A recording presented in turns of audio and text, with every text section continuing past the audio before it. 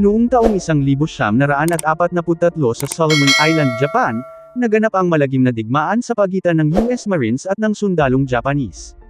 Habang nasa katubigan ng mga sundalong Amerikano si Corporal Joseph Ender na tinatawag nilang Joe, sinisikap niyang labanan ang mga Japanese. Ang mga kasamahan na sugatan ay kanyang tinutulungan subalit hindi siya nagtagumpay hanggang namatay, siya na lang ang natira, pagkatapos may bumagsak na granada at sumabog. Sa kabilang dako sa Camp Pendleton, California, nanumpa si Ben Yazzie at Charlie Whitehorse sa bansang Amerika para sa kanilang katapatan, pagkatapos sumailalim sila sa training at inaalam ang tawag sa mga sandata sa pamamagitan ng code. Kinabisado nila ang isang tawag sa pamamagitan ng lengguwaheng Navajo na isang code, upang maglunsad ng airstrike. Sa Kaneohe Bay US Naval Hospital, si Joe ay buhay pala, siya ay nagpapalakas. Nagkaroon siya ng trauma habang iniisip ang panahon na sa gitna pa siya ng digmaan. Tinutulungan siya ni Rita, ang kanyang nurse para makapasa sa pagsusulit sa tainga upang makabalik sa kanyang tungkulin. Sa kabilang dako, pinatawag si Joe sa opisina ng Major para sa kanyang bagong misyon.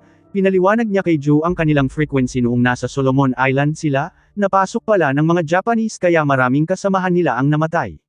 Dahil doon binabalak nilang gumamit ng ibang lengguwahe sa pamamagitan ng wikang Navajo, pinapayagan sila ng nakakataas at lalong-lalo na ang hukbong dagat na nagsusuporta sa kanilang pag-atake upang maprotektahan ang kanilang misyon.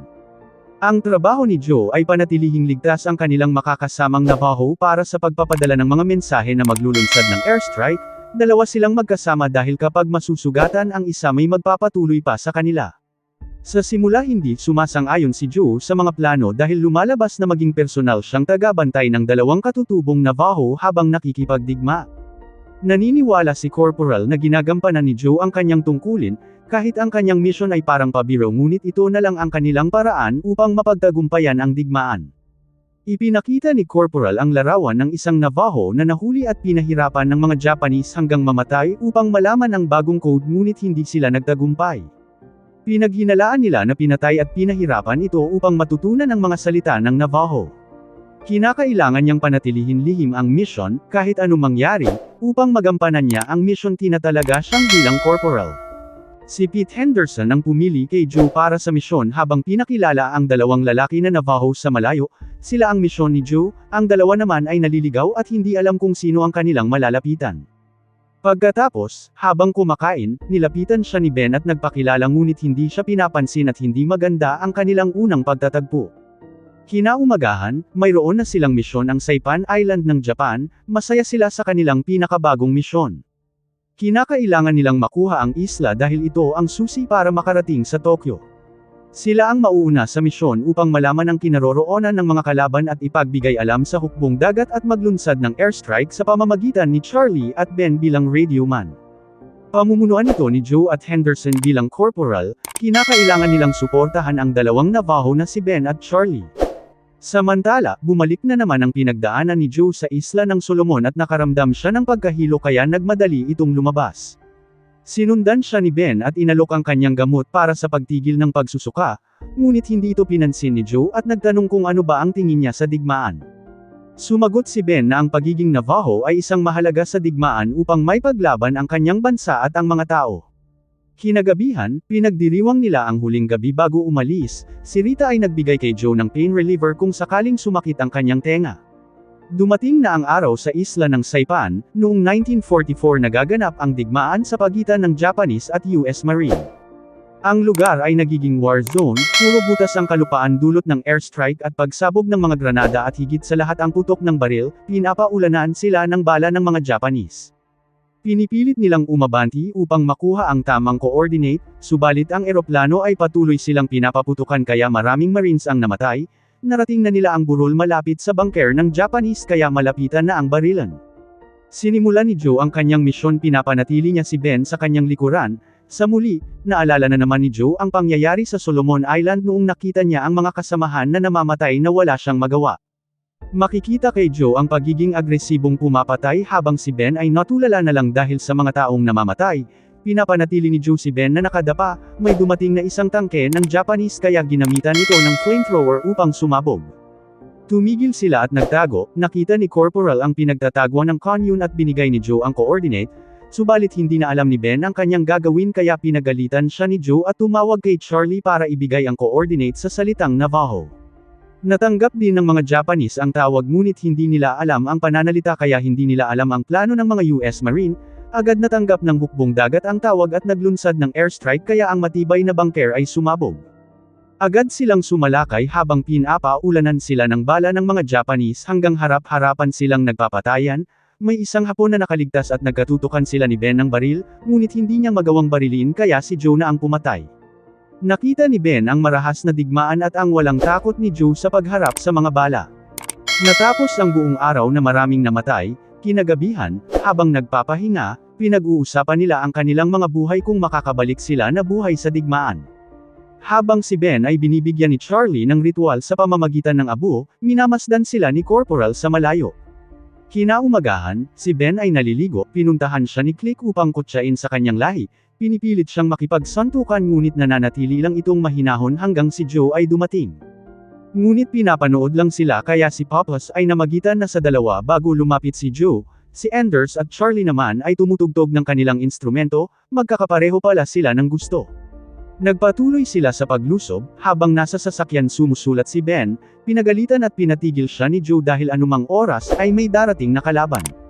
Tinatanong ni Joe kung ano ang pangalan ng kanyang anak pabirong sinagot ni Ben na ang pangalan ng kanyang anak ay si George Washington. Bigla silang pinaulanan ng mga bala kaya ang sasakyan ay sumabog, nagmamadali silang bumaba upang magtago, napagtanto ni Joe na sarili nilang kasamahan ang nagpaulan ng bala. Subalit ang radyo ni Ben ay natamaan kaya hindi na sila makakatawag, minabuti nilang lumaban kaysa mamatay sila sa airstrike, hindi nila alam na may sniper na kumukubli sa kahoy kaya binaril ni Joe. Iba-iba ang dahilan ng pagkamatay ng mga Marines habang iniiwasan ang naglalakihang pagsabog. Minungkahi ni Ben magkukunwari si Joe na isang hostage ngunit hindi niya ito pinahintulutan subalit pinayagan sila ni Corporal dahil wala na silang ibang paraan, upang makarating sila sa kinaroroonan ng radyomen ng Hapon. Agad nagsuot si Ben ng uniform ng Hapon at naglakad, si Corporal naman ay maglulunsad ng pag-atake upang hindi sila Ben mapapansin ng kalaban. Pagkarating, inutusan niya si Ben na saktan siya upang makatotohanan ang kanilang pagkukunwari, habang sinasaktan hinahanap ni Joe ang kinaroroonan ng radyo, nagkunwari lang siya at nagmamakaawa at kinuha ang baril sa likod ni Ben. Agad niyang pinagbabaril ang mga Japanese at inutusan si Ben na tumawag sa kanilang himpilan upang itigil ang airstrike. Binigay niya kaagad ang coordinate at nagmamadali silang tumakas, ang kampo ng Japanese ay sumabog na ikinatutuwa ng mga US Marines, nagawa nila Joe at Ben na makaligtas. Pagkatapos ng mahabang pakikipagdigma, dumating ang mensahero at hinahanap si Joe upang ibigay ang karangalan dahil sa kanyang kabayanihan na nagawa. Ngunit tinuro niya si Ben dahil siya ang nakaisip ng paraan upang mailigtas ang karamihan, pagkatapos niyang matanggap ang karangalan binigay ni Joe sa kasamahan na namatayan ng kaibigan. Kinagabihan, habang umiinom pinupuri siya ni Ben sa natanggap na karangalan at binigay sa kasamahan, pabirong sinagot siya ni Joe ang una niyang natanggap ay itinapon niya sa dagat, dahil hindi niya nagampanan ang tungkulin na protektahan ang mga kasamahan na 15 Marines na walang magawa noong nasa gitna sila ng putukan. Minungkahi ni Ben na mas maganda na gawan sila ng kwento upang makakatanggap sila ng parangal sa gobyerno, ngunit hindi ni Joe gagawin ang mga bagay dahil hinahabol siya ng konsensya ng buong buhay niya. Tinulungan siya ni Ben na makalakad upang marating ang kama, at kinuha ang isang stick ng sigarilyo upang pausukan si Joe sabay dasal, at nilagay ang abo ng sigarilyo kay Joe bilang pananggalang sa kanya. Kinaumagahan, ibinigay sa kanila ang susunod na target ang lugar na tinapag. Nasa sabik na ang mga Marines na makauwi at gagawin nila ang kanilang nais, sa paglalakad agad nilang narating ang kabahayan at naghanda sa mga kalaban na dumating, wala silang makita kahit isang lalaki kaya nagpahinga sila ng sandali. Nilapitan ni Joe ang isang bata dahil isa itong biktima ng digmaan at binigyan niya ng pain reliever sa mga sugat niyang natamo. Habang nagpapahinga ginuhit ni Joe ang simbahan at nalaman ni Ben na pareho pala sila ng pinaniniwalaan kaya inimbitahan niya ito na dumalaw sa kanilang lugar pagkatapos ng digmaan upang makilala ni Joe ang kanyang anak. Pagkatapos, pinatawag si Joe at Ben upang magpadala ng mensahe pabalik sa kanila himpilan, ngunit hiniling ni Joe sa kanilang commander na hindi na siya makakapagpatuloy sa kanyang tungkulin. Habang ang ibang Marines ay nagpapahinga nilalaro sila ng mga bata, subalit may isang batang babae na nag-iiyak kaya pinahinahon siya ni Harrigan at binigyan ng candy. Bigla siyang tinamaan sa balikat, ang mga Japanese ay dumating, habang sinusubukan niyang iniligtas ang batang babae tinamaan siya sa hita. Dahil ang bata ay hindi umaalis, tinapon niya ang candy upang makapagtago, tinamaan ang kanyang flamethrower hanggang sumabog. Upang hindi ito magdurusa, tinuluyan ni Joe si Harrigan, maraming mga Japanese ang dumating, habang si Click ay nakatayo iniligtas siya ni Charlie sa pamamagitan ng paghagis ng kutsilyo. Patuloy nilang nilalabanan ang mga Japanese hanggang napapalibutan na si Henderson at Charlie, sa kasamaang palad si Henderson ay nasaksak kaya binibigay niya ang kanyang baril. Biglang dumating ang isang swordman at pinutol ang ulo ni Henderson, wala na rin magawa si Charlie at pinagtulungan siya ng mga Hapon upang dalhin. Nakita niya si Joe kaya pinahintulutan niya ito na maghagis ng granada, dahil kapag makuha siya ng Hapon malalaman ang kanilang lengwahe na ginagamit para sa airstrike. Pagkatapos ng matinding barilan hinahanap ni Ben kay Joe ang kanyang kaibigan, nakita niya itong patay at tinatanong si Joe kung ano ang nangyari, sinabi niya ang katotohanan kaya sinubukan siyang patayin ni Ben. Tinatanggap ni Joe ang pagkakamali at sinasabi na iputok ni Ben ang baril upang hindi na siya magdurusa. Nagpatuloy sila at pinaulanan ang posibleng kinaroroonan ng kalaban. Pagkatapos, nauna ang grupo ni Ben upang malaman ang kinaroroonan ng kampo ng kalaban, habang naglalakad napansin na maraming landmines ang nakalibing dahil natatakot ang ibang Marines kaya si Ben ang matapang na maunang maglakad. Biglang tinamaan ang kanyang kasama, kaya isa-isang sumabog ang landmines, maraming Japanese ang nakapalibot harap-harapan nila itong nilalabanan, patuloy si Joe sumusunod si Ben patuloy din itong umiiwas. Ang convoy ay paparating kaya pinipilit nilang umatake upang makita kaagad ang tinatagong armas. Si Corporal ay tinamaan, si Ben naman ay wala nang pakialam kung ano ang mangyayari sa kanya kaya ang radyo ay naiwan. 4 na lang ang natira sa kanilang grupo, naubos pa ang bala kaya sinabi ni Click mamamatay na sila sa pagkakataong ito, pinangako ni Ben na walang mamamatay sa kanilang grupo. Nakita na ng mga Japanese ang convoy ng mga Amerikano agad naglunsad ng paputok, hindi alam ng convoy kung saan nanggaling ang mga bala at maraming namatay sa kanilang hanay. Kaya nalaman na nila Ben ang lokasyon at isang tawag na lang sa sabog na angkutan ng kalaban. Ngunit ang radyo ay naiwan kinakailangan nila itong kunin, subalit kinuha ng isang Japanese kaya hinabol ni Joe. Napatay niya man ang Japanese hindi niya naman makuha ang radyo, si Ben naman ay nilalabanan ang mga kalaban hanggang si Joe na ang kanyang kaharap kaya sinubukan niya itong patayin. Sinabi ni Joe na hindi niya na maibabalik ang kanyang kaibigan, sa pagpatuloy kinuha ang radyo upang tumawag ng air support. Agad silang umalis upang makaiwas sa airstrike patuloy naman silang binabaril ng kalaban kaya naisipan ni Ben na magpakamatay sa pamamagitan ng pagbaril ni Joe. Hindi niya ginawa at pinilit niya itong ikarga, kahit natatamaan pinipilit niyang niligtas si Ben, hanggang dumating na ang airstrike ang lahat na Japanese ay sumabog. Tumatawa si Ben dahil nagawa nila ang kanilang misyon subalit si Joe ay tinamaan pala.